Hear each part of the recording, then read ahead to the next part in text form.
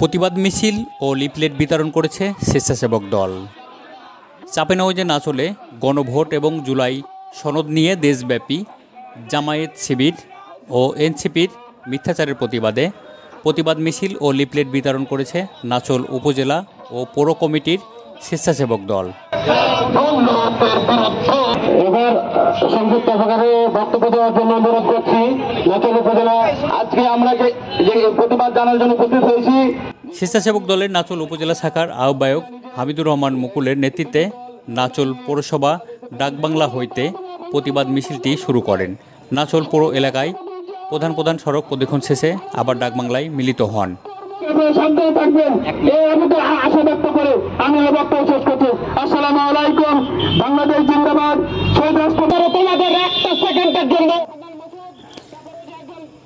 নাচল bus stand গোলচত্বর জেলা স্বেচ্ছাসেবক দলের যুগ্ম আহ্বায়ক তন্ময় আহমেদের সঞ্চালনায় প্রতিবাদ মিছিলটি সংক্ষিপ্ত উপস্থিত থেকে বক্তব্য রাখেন চাঁপাইনবাবগঞ্জ জেলা স্বেচ্ছাসেবক দলের আহ্বায়ক জামিউল হক সোহেল, সদস্য সচিব বাবর আলী রুমন, চাঁপাইনবাবগঞ্জ পৌর সদস্য সচিব জিয়াউর রহমান জিয়া। ছাত্র জনতা যখন দেখেছিল শেখ হাসিনার বাংলাদেশের আলেম সমাজকে, বাংলাদেশের প্রতিটি মানুষকে, জিয়াউর রহমানের আদর্শ অনুযায়ী মানুষদেরকে এই একটা বাটপার ছেলে নাসির উদ্দিন আরো কয়েকজন বাটপার এবং জামাতিরা কিন্তু একটি দিনের জন্য রাজপথ থেকে হারিয়ে যায়নি।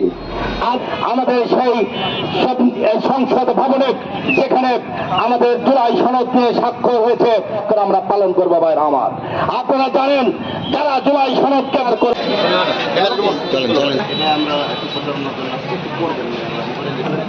ছবি আছে।